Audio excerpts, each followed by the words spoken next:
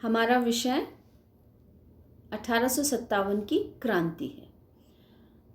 1857 की क्रांति चूँकि एक प्रकार से स्वतंत्रता के लिए संघर्ष भी माना गया है और इसे कई नामों से जाना गया है। ये एक गौरवमय घटना थी 1857 की, जो अंग्रेज़ों के शोषण, उनके द्वारा जो छल कपट किया जा रहा था, उसके विरोध में थी। यह कोई एक ऐसी घटना नहीं थी जो अचानक एक दिन में डेवलप हुई और हो गई। ये एक ऐसा प्रसंग था जिसने भारत के प्रत्येक क्षेत्र पर अपना प्रभाव छोड़ा था और ये एक तरीके से ये विद्रोह भारत के अनेक वर्गों में व्याप्त था, जो जिसकी की शुरुआत हम ये कह सकते हैं कि सैनिकों के विद्रोह के रूप में हुई।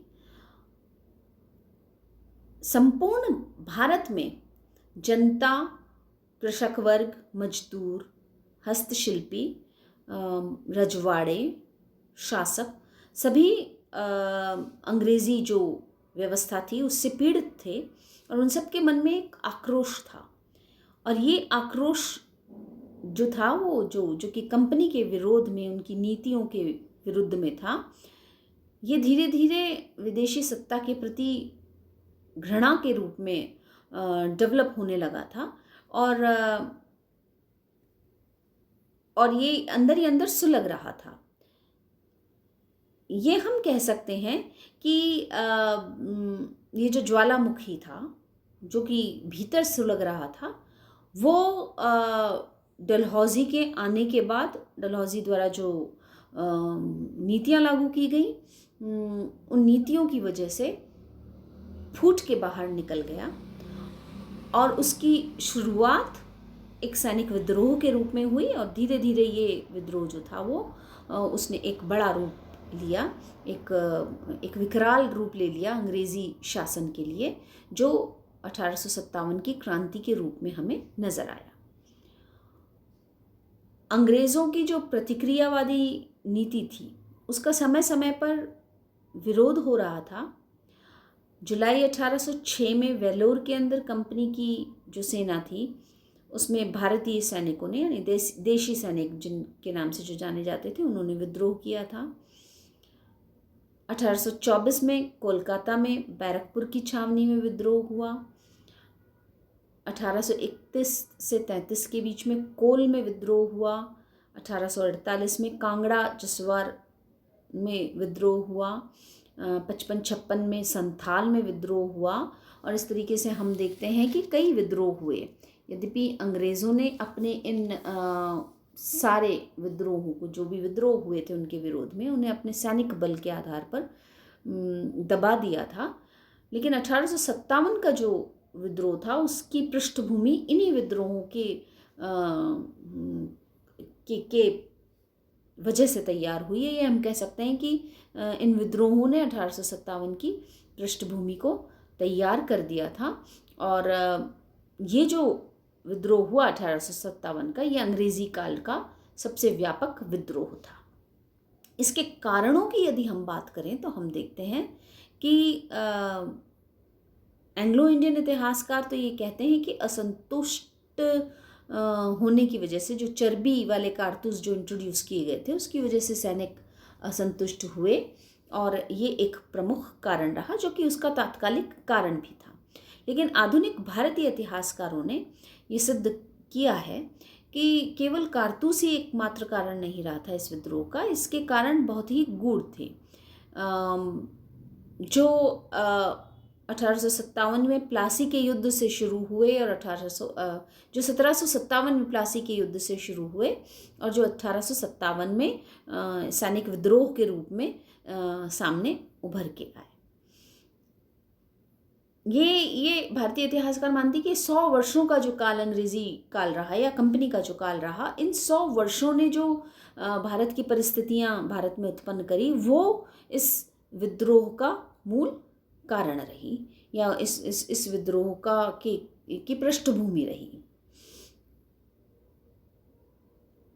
मंगल पांडे, जिसने कि एक अंग्रेज़ी अधिकारी की हत्या कर दी थी और चर्बी वाले कारतूस के मुद्दे को लेकर ही ये विद्रोह उत्पन्न हुआ था। ये एकमात्र चिंगारी थी, लेकिन विस्फोटक पदार्थ जो थे वो राजनीतिक, सामाजिक, धार्मिक, आर्थिक बहुत सारे कारण थे, उनमें दबे हुए थे और फिर वो फैल गए और पूरी तरीके से उन्होंने अंग्रेज़ी कंपनी जो थी उसको चुनौती दी। राजनीतिक कारणों की हम बात करें तो डलहौजी द्वारा जो नीतियाँ अपनाई गई थी, उसकी साम्राज्यवादी नीति एक बहुत बड़ा कारण रही। उसने गोद निषेध सिद्धांत जो भारतीयों पर लागू किया था, जिसके तहत उसने सतारा, नागपुर, झांसी, जैतपुर, उदयपुर इत्यादि राज्यों पर अपना ज़बरदस्ती का अधिकार स्थापित कर लिया था। ये एक बहुत बड़ा कारण रहा था असंतोष का। डलहौजी ने राजाओं की पेंशन बंद कर दी। राजाओं को जिनके की पुत्र नहीं थे, उन्हें गोद लेने के अधिकार से वंचित कर दिया। यानी वो अपने राज्य के लिए उत्तराधिकारी गोद नहीं ले सकते थे। जिस राज्य में कोई उत्तराधिकारी नहीं था, यानी जिस राज्य में शासक के कोई स्वयं का पुत्र नहीं था, वो राज्य अंग्रेज़ों ने व्यपगत के सिद्धांत के तहत अपने राज्य में उसका विलीन उसको सम्मिलित कर लिया था, यानी उसका विलय कर लिया था। और ये एक बहुत बड़ा कारण रहा जिसने राजतंत्र में, यानी राजाओं में असंतोष उत्पन्न किया। हम देखते हैं कि शासकों में जब असंतोष उत्पन्न हुआ तो शासकों से जुड़ी प्रजा भी असंतुष्ट हुई और उन्होंने भी राजनीतिक दृष्टि से अपने शासकों का समर्थन देना शुरू किया। इसी तरीके से प्रशासनिक कारणों की यदि हम बात करें तो प्रशासनिक कारणों में कंपनी की जो प्रशासनिक नीतियां थी वो एक बड़ा कारण रही असंतोष का। कंपनी की न्याय व्यवस्था बहुत ज़्यादा संतोषजनक नहीं थी। कंपनी की जो धार्मिक व्यवस्था थी, जिसमें कंपनी ने स्थायी बंदोबस्त, रैयतवाड़ी, महलवाड़ी जैसी योजनाएं लागू करी थी, इन सभी योजनाओं ने भारतीय कृषक वर्ग को ये स्पष्ट कर दिया था कि कंपनी का उद्देश्य कृषकों का भला करना नहीं था, बल्कि उनसे ज़्यादा से ज़्यादा कर वसूल करके अपने जो हित थे उनको पूरा करना था। भू राजस्व प्रणाली इस प्रकार की बनाई गई कि धीरे धीरे कंपनी कृषकों से कर नहीं मिलने पर उनकी भूमि को हड़पने लगी थी। उच्च प्रशासकीय पद जो थे केवल अंग्रेज़ों के लिए आरक्षित थे। भारतीय जो सरकारी सेवा थी उसके अंदर अंग्रेज़ ही शासन कर रहे थे। देसी लोगों को प्रशासन में किसी प्रकार का योगदान देने की व्यवस्था नहीं थी। अनेक उच्च कुलीय मध्यम वर्गीय व्यक्ति जो थे उनके सामने भुखमरी की आर्थिक समस्या, यानी भुखमरी की समस्या आ गई। आर्थिक दृष्टि से वे असंपन्न होते चले गए और ऐसे में धीरे धीरे विद्रोह की भावना बढ़ने लगी थी। आर्थिक कारणों की हम बात करें तो अंग्रेज़ों की जो आर्थिक नीतियां रही वो भी एक बहुत बड़ा कारण थी। बल्कि हम ये कह सकते हैं कि एक बहुत ही बड़ा, सबसे प्रमुख कारण हम आर्थिक नीतियों को मान सकते हैं जिन्होंने भारत के अंदर आक्रोश लोगों में डेवलप किया था। अंग्रेज़ों की जो नीतियां थी उसमें एक तो जो मुक्त व्यापार की नीति का पालन अंग्रेज़ों ने किया, उसके तहत अंग्रेज़ इंग्लैंड से बने हुए वस्त्रों को भारत में कम मूल्यों में बेचने लगे, जिससे भारतीय कुटीर उद्योग जो था, वस्त्र का जो कुटीर उद्योग था, वो पूरी तरीके से समाप्त हो गया। 1813 का जो चार्टर लागू किया गया वो ब्रिटेन के निजी व्यापारियों को भारत में व्यापार करने की अनुमति इस चार्टर द्वारा दी गई थी और इस व्यवस्था ने भारत के आर्थिक शोषण में तीव्रता आई, क्योंकि अब जो भारतीय वर्ग था, व्यापारी वर्ग जो था, उसको सीधी सीधी चुनौती इन विदेशी व्यापारियों से मिल रही थी, जो अपना माल भारतीय बाजार में सस्ते मूल्यों में बेच रहे थे, और भारतीय उद्योग को एक बहुत भारी धक्का लगा था इससे।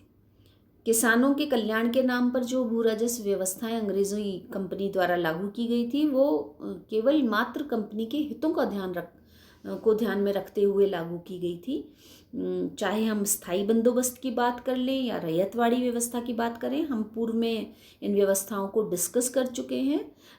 हमने पूर्व के लेक्चर्स में स्थायी बंदोबस्त, रैयतवाड़ी व्यवस्था, महिलावाड़ी व्यवस्था, ये सब डिस्कस करी है, और उसमें भी हमने देखा था कि ये जो व्यवस्थाएं, ये जो भू राजस्व व्यवस्थाएं अंग्रेज़ों द्वारा लागू की गई थी, ये सभी भू राजस्व व्यवस्थाएं अंग्रेज़ी हितों को पूरी तरीके से मीट आउट कर रही थी, और भारतीय वर्ग जो था, चाहे वो कृषक वर्ग हो, चाहे वो भारतीय ज़मींदार वर्ग हो, वो सभी आर्थिक दृष्टि से पिछड़ते जा रहे थे। और ये एक बहुत बड़ा कारण रहा था 1857 की क्रांति को जन्म देने में। फिर कुछ धार्मिक और सामाजिक कारण भी रहे। जातिगत भावना जो थी, उसके अंतर्गत अंग्रेज़ भारतीयों को निम्न दृष्टि से देखा करते थे। वे भारतीय वर्ग के साथ एक भेद का भाव रखते थे, अपने आप को वो उच्च श्रेणी का मानते थे। इनका व्यवहार भारतीयों के साथ बड़ा कठोर था। ये भारतीय वर्ग के धर्म को अपने धर्म से कमतर मान रहे थे, और हम देखते हैं कि कुछ जगह ये अपने धर्म को लोगों पर थोपने की कोशिश भी कर रहे थे। सामाजिक दृष्टि की बात हम करें तो हम ये देखेंगे कि भारत में रहते हुए भारतीय अंग्रेज़ों से निम्न स्तर का हो गया था। भारतीय रेलगाड़ियाँ जो भारत में चल रही थी, उनके फर्स्ट क्लास के डब्बे में टिकट लेने के बाद भी भारतीय वर्ग को बैठना अलाउड नहीं था। साथ ही साथ क्लबों में प्रवेश पर रोक थी। तो ऐसे में भारतीय वर्ग अपने ही देश में एक निम्न स्तरीय नागरिक के रूप में स्थापित हो गया था। साथ ही साथ कुछ नियम कानून जो अंग्रेज़ों द्वारा लागू किए गए भारतीय रीति रिवाजों से संबंधित, वो भी भारतीय वर्ग द्वारा एक अवांछनीय हस्तक्षेप समझा गया था, और ये एक कारण रहा जिसने 1857 की क्रांति को जन्म दिया। सैनिक कारणों की हम बात करें तो सेना में भारतीय सैनिकों को पदोन्नति के अवसर प्राप्त नहीं थे। उन्हें निम्न पद पर ही रखा गया था, यानी जो उच्चतम पद भारतीय वर्ग के लिए था वो सूबेदार का पद था। उससे ऊपर का पद भारतीय वर्ग को नहीं दिया गया था। सेना में केवल अंग्रेज वर्ग अधिकारी जो थे वही उच्चतम पद तक पहुंच रहे थे। इनका वेतन भारतीय वर्ग के मुकाबले ज़्यादा था, और भारतीय सूबेदार को जितने पैसे मिल रहे थे, यानी अगर हम कंपैरेटिव बात करें तो भारतीय सूबेदार को 35 रुपया मासिक दिया जा रहा था, जबकि अंग्रेज़ी सूबेदार को 195 रुपया मासिक दिया जा रहा था, जो कि एक भेदभाव को पूर्ण रूप से स्पष्ट कर रहा था, और ये सैनिकों में असंतोष का कारण बना। सैनिकों को युद्ध के लिए भारत से बाहर भेज दिया जाता था। भारत के बाहर जब कंपनी जिन जिन भी क्षेत्रों में युद्ध कर रही थी, वहाँ अपनी सेना जब वो भेजती थी तो वो भारतीय सैनिकों को अपनी सेना मानते हुए भारत से बाहर भेज रही थी। और वो एक ऐसा समय था जब भारत से बाहर जाना, यानी समुद्र पार करके बाहर जाना, विदेश जाना समाज में अच्छा नहीं माना जाता था। जो भी सैनिक विदेश जा रहा था वो जब वापस भारत आता था तो उसे समाज में वो सम्मान प्राप्त नहीं होता था जो कि पूर्व में दिया जा रहा था। तो ये एक उनके भावनाओं को चोट पहुंच रही थी। तात्कालिक कारण की हम बात करें तो तात्कालिक कारण जो था इस संघर्ष का, वो एनफील्ड राइफल का इंट्रोडक्शन था। 1857 में एक नई राइफल एनफील्ड राइफल के नाम से इंट्रोड्यूस की गई थी, और उस राइफल के अंदर जो कारतूस भरा जाता था वो उसको उसे मुंह से तोड़ना होता था। और ये अफवाह बंगाल में फैली सबसे पहले कि इस कारतूस में गाय और सूअर के मांस की चर्बी है। चूँकि हिंदू और मुसलमान दोनों ही इसके विरोध में हो गए। हिंदुओं के लिए गाय पवित्र है और मुसलमान सूअर की चर्बी का प्रयोग नहीं करते हैं। तो ये इन दोनों में ही भयंकर रोष उन्होंने उत्पन्न किया, और भारतीय वर्ग के मन में ये बात स्पष्ट रूप से बैठ गई कि अंग्रेज़ उनका धर्म नष्ट करना चाहते हैं, धर्म भ्रष्ट करना चाहते हैं। और इसलिए जब अंग्रेज़ों द्वारा इस राइफल को यूज़ करने का दबाव बनाया गया भारतीय वर्ग पर, तो उन्होंने विद्रोह किया, गोली चलाई, मंगल पांडे द्वारा फायरिंग की गई, और फिर उसके बाद ये 1857 के विद्रोह के रूप में उत्पन्न हुआ। आज हमने कुछ कारण देखे हैं 1857 की क्रांति के। अगले लेक्चर में हम इसके विस्तार के बारे में और स्वरूप के बारे में बात करेंगे।